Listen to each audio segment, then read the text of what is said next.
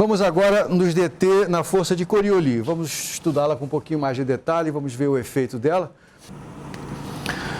E você viu que a força de Coriolis, na verdade, ela aparece em situações até cotidianas, né? Aquele videozinho dos dois cientistas girando numa plataforma e atirando bolas uns nos outros, né? E não conseguindo alcançar nunca, porque esse desvio provocado pela força de Coriolis, como vista no referencial deles, é suficiente para fazer uma deformação no movimento. Então, uma coisa a apontar direto na força de Coriolis, isso não tem uma relevância muito grande do ponto de vista físico, mas pode ajudar em certas analogias, é que, assim como a força magnética, ela depende da velocidade através de um produto vetorial. A força magnética, lembra? QV vetor B? Então, aqui é como se o ômega fosse um B, né? Fosse um campo magnético, o M fosse 2M fosse Q. Né? Não tem nenhuma conexão entre uma coisa e outra, mas do ponto de vista matemático, de fato, as duas forças são obtidas pelos mesmos cálculos, né? Pelos mesmos procedimentos. Claro que o módulo dessa força depende tanto do módulo como das direções relativas de V e ômega, por causa desse produto vetorial. E vamos olhar de que maneira essa força interfere em movimentos perto da superfície do nosso planeta. Então, eu vou olhar para o nosso planeta visto de cima do Polo Norte. Então, aqui está esse aro que eu desenhei aqui, supostamente é o equador terrestre. Aqui está o Polo Norte. E o vetor velocidade angular, ele sai do quadro pelo Polo Norte, está aqui ele. Então, eu estou olhando, na verdade, para o hemisfério norte do nosso planeta. Né? E aí, eu tenho aqui um objeto que se move com uma certa velocidade v. Vamos ver para onde é que aponta a força de Coriolis sobre ele. Então, vamos lá. Ômega vetor v apontaria para cá, mas tem um sinal de menos, então aponta para o outro lado. Aqui está a força de Coriolis. Vamos pegar uma outra velocidade. Aqui está. Outra vez, ômega, vetor V. Aponta para dentro. Ah, mas é o sinal de menos, então aqui está a força de Coriolis. E agora você pode se divertir com outros vetores como esse, né? Só para você ter uma ideia de como é que essa força atua. Você vê que tem uma regularidade acontecendo. Essa força de Coriolis, se você está pensando no objeto se movendo com essa velocidade, ela está sempre tentando puxar a trajetória para o lado direito. Olha só. Se eu estou olhando na direção do vetor velocidade, a força de Coriolis está tentando me puxar para o meu lado direito. Não é? Isso acontece sempre no hemisfério norte. Se eu estiver no hemisfério sul, então isso aqui é a representação do hemisfério norte. A representação no hemisfério sul, como é que seria? A diferença é que agora o vetor velocidade angular aponta para dentro, assim. Então, aqui está um objeto com velocidade v, vamos ver para onde é que aponta a força de Coriolis. Ômega para dentro, giro para encontrar v, dá uma coisa para fora, mas tem o sinal de menos, então é para cá. Aqui está a força de Coriolis. Vou pegar um outro, aqui está ele. Outra vez, ômega, gira para encontrar v, vai lá para fora, inverte por causa do sinal de menos. E agora você vê que o efeito da força de Coriolis é fazer com que haja uma deflexão para a esquerda, né? Ao contrário daqui, aqui é para a direita, então eu vou botar aqui deflexão para a direita, deflexão para a esquerda. Ao contrário do que dizem alguns, isso não quer dizer que quando a pia esvazia, o redemoinho criado vai para um lado ou para o outro, dependendo do hemisfério. Porque você já sabe que a força de Coriolis é extremamente pequena, né? Outros efeitos são muito mais importantes do que esse. Eu posso, com a minha mão, fazer o redemoinho girar para o lado que eu quiser. Basta eu iniciar para um lado ou para o outro. O Equador ia entrar assim. Aí tem de tudo, né? Mas você viu como ela é pequenininha, ômega vetor V. Imagina, esse ômega é 10 a menos 4, gente, né? Uma velocidade de alguns centímetros por segundo, 10 a menos 2 metros por segundo, isso aqui é 10 a menos 6, né? A força que é da ordem de 10 a menos 6 newtons por quilograma é uma coisa ridiculamente pequena, né? Ela só vai ter um efeito se a velocidade for grande, aí sim, aí ela vai produzir o efeito. Ou se for um movimento de longa duração. Por exemplo, ou se estiver envolvendo massas muito grandes. Isso acontece, por exemplo, quando você tem a formação de tempestades, né, de ciclones. Um ciclone acontece normalmente quando você tem uma região na atmosfera de alta pressão, no centro da qual tem uma região de baixa pressão. A alta pressão empurra o gás atmosférico para dentro, né?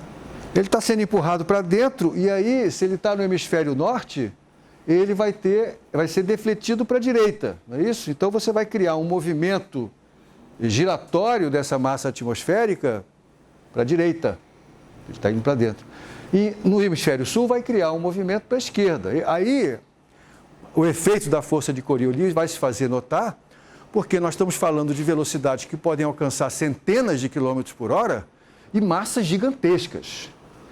E fenômenos que duram um tempo longo. Então, somados esses três fatores, você vai ter efeitos perceptíveis, visíveis, né? Eu também mencionei na aula passada, lá numa lista, logo no início desse semestre, eu pedi para você representar o movimento de um objeto em movimento uniforme, como visto, que passava em cima de uma plataforma giratória, como visto do referencial inercial e como visto da própria plataforma. E aí você deve ter notado, você notou, eu me lembro que quase todo mundo fez isso direitinho, né? A trajetória vai ficar curva. Então aí, curva para onde? Bom, depende de como é que é o vetor velocidade angular. Se você tem o vetor velocidade angular apontando para cima, ou seja, a plataforma está girando no sentido trigonométrico, né? Então vai haver uma deflexão para a direita. Então vai haver uma curva assim, por exemplo. Se ao contrário, a plataforma está girando no sentido horário, então a deflexão vai ser para a esquerda. Então você vai ter uma curva, a trajetória vai fazer uma curva para a esquerda. Tá? Isso outra vez está num daqueles vídeos que eu pedi para você olhar. Um outro efeito curioso da força de Coriolis é que a presença dessa força faz com que a trajetória de queda livre de um objeto, se cair de uma altura muito, muito grande, não seja em linha reta. Veja só, imagine que eu esteja outra vez, eu vou imaginar que eu estou no Equador. Então, aqui estou eu vendo nosso planeta a partir do Polo Norte. Estou aqui representando outra vez o vetor velocidade angular. E aqui eu tenho um objeto caindo de uma certa altura, H. Então, o nosso planeta está girando assim, né? O que vai acontecer com esse objeto? Vamos olhar para ele a partir de um referencial inercial. Então, eu estou do lado de fora, eu não estou no nosso planeta. Ora, esse objeto acompanha a rotação da Terra, né? Então, quando ele sai da minha mão, ele sai com uma velocidade transversal, que é a velocidade que acompanha essa rotação da Terra. Essa velocidade transversal, ela é proporcional à distância até o centro do nosso planeta. Ela é ômega vezes essa distância, que nesse caso é o raio mais h. À medida que esse objeto vai caindo, ele começa a passar por regiões nas quais a velocidade transversal produzida pela rotação do planeta é menor do que aquela com que ele começou.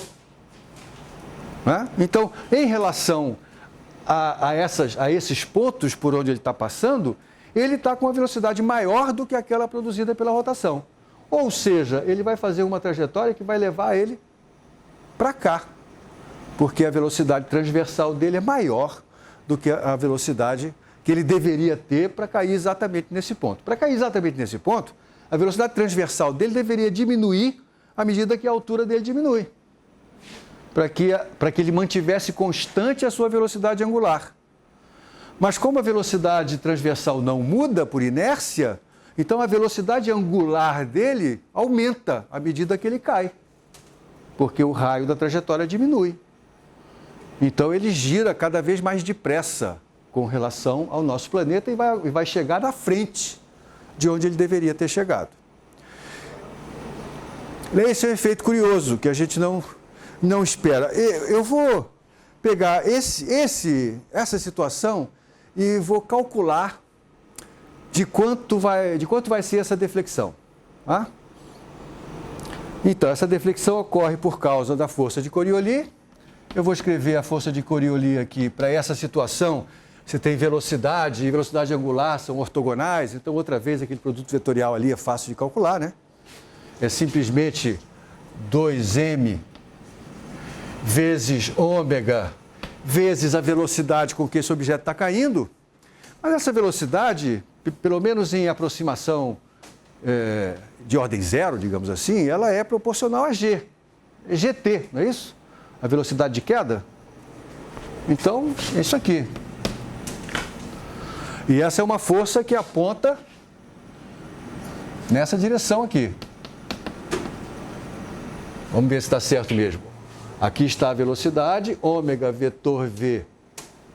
Ômega vetor... Aqui é a história? Ômega, está para cá.